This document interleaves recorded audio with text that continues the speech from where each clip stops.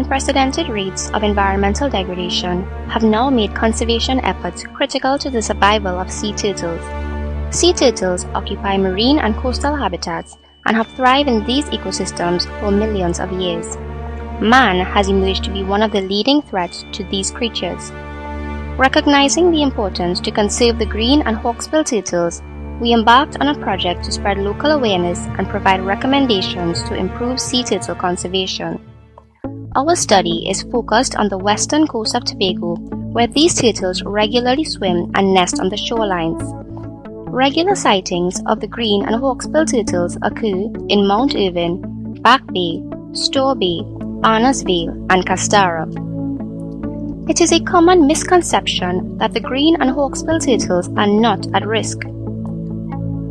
While conservation efforts usually target the popular leatherback turtles, the green and hawksbill turtles are listed as vulnerable to extinction on the International Union for Conservation of Nature Red List. This, in addition to other factors, has been driving the turtle populations to unsustainable levels in the Caribbean. In Trinidad and Tobago, legislation put in place to protect these marine creatures include the Convention on International Trade on Endangered Species of Wild Flora and Fauna, and the Protocol concerning specially protected areas and wildlife. Due to the highly migratory nature of sea turtles, the decline in local populations can be directly affected by activities occurring hundreds to thousands of kilometers away. This is the reason why cooperative action on an international level is critical. The green sea turtle has a short snout and unhooked beak. It is easily distinguished by a single pair of scales above the eyes and a serrated bottom jaw. Its teardrop-shaped shell can either be olive or brown in color. Some turtles may even have gray shells with black swirls. They can grow up to lengths of 100 centimeters and can weigh between 83 and 150 pounds. Green sea turtles are known as herbivores, which reside in shallow lagoons where they feed on seagrass and algae that contributes to their fat and green color. The hawksbill turtle can grow up to 80 centimeters and weigh 68 pounds. It has an elongated head and a beak-like mouth with visible claws on each flipper. Its shell is sometimes streaked or marbled with colors of yellow and brown. Hawksbill turtles feed on sponges, corals, and other invertebrates.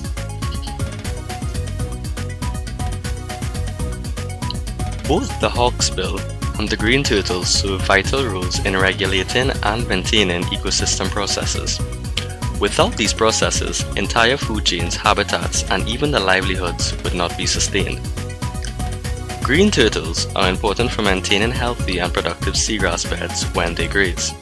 Without this grazing, the seagrasses would become overgrown and increase the growth of slime molds and other toxic substances. They forage close to the bottom of the blade, allowing older blades to float away. This increases productivity and has an impact on the number of species along the food web. The hawksbill turtle also plays a very important role to the habitats in the waters of Tobago, as they feed on the fast-growing sponge coral. By removing sponges from reefs, hawksbill allow other species such as coral to colonize and grow. Due to the release of chemicals from the sponges, they cannot be eaten by any other species. Therefore, hawksbill are a key element in the community structure of the diverse reefs of Tobago.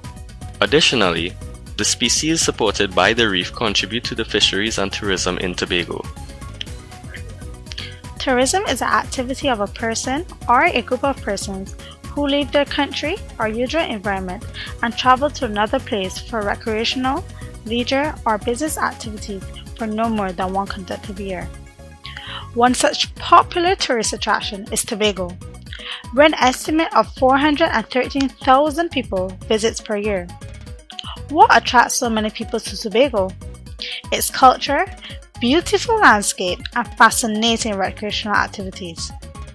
Turtle watching is the most exciting and eye-catching activity in Tobago, where thousands of tourists attend, paying a fee of $25 to $40 per tour to participate.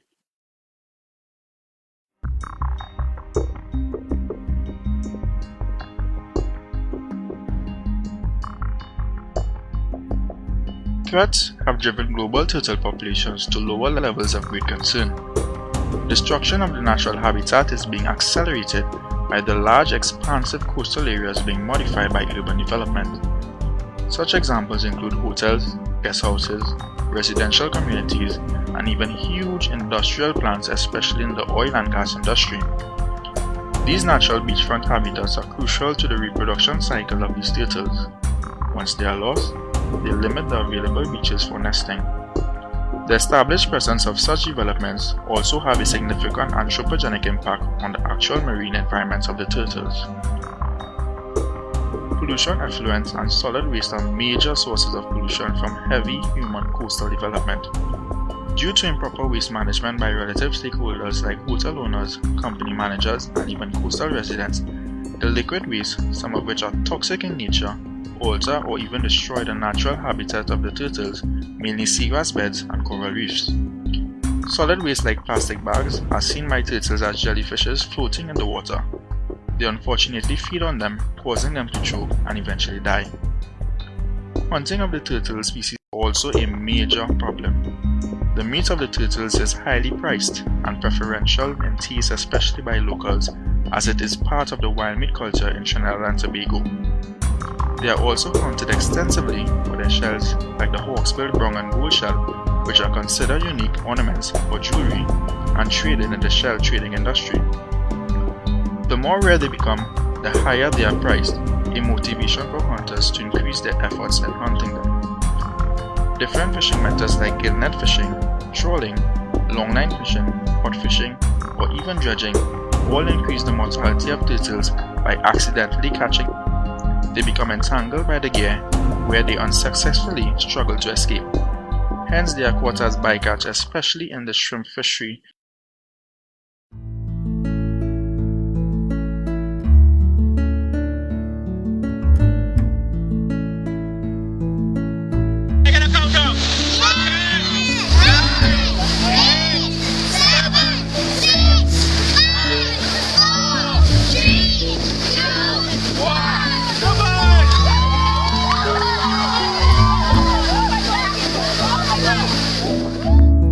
Some nesting beaches like Matura and Grand River in Trinidad have been made into restricted areas and require permits for access.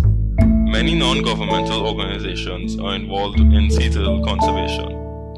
Many of these rely on the help of volunteers and donation of sponsors to keep the work going. Some NGOs that aid sea turtle conservation in Trinidad and Tobago include Nature Seekers, Turtle Village Trust, Save Our Sea Turtles, Papa Boa Conservation, and Grand River Nature Tour Guides Association.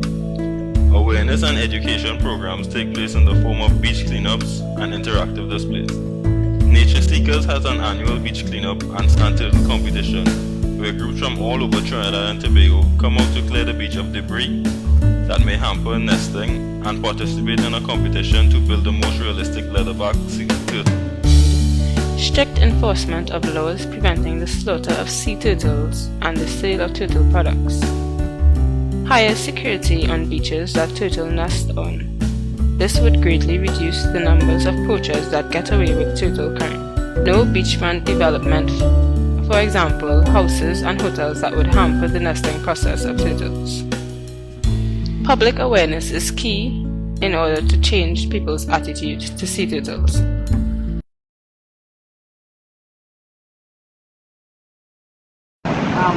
Also, because they're like a artifact, you know, like from way back when, before the dinosaurs. So we should keep them rather than just allow them to vanish. Okay. I think it's important to have signage because when people come here, visitors and other people come to Trinidad, they like to visit our mosques, right? So it can help them be aware that okay, this beach is used for turtles, come and have play, etc. I mean, personally, I'm really excited to watch them lay their eggs and watch like the baby turtles crawl back to the water. They should, like, you know, have more groups interactive with the Tobago Seekers Association to let the public be more aware of the turtles' role and function, like you see, like in the coral reef. You know, things like that should be done to make the public more aware of it.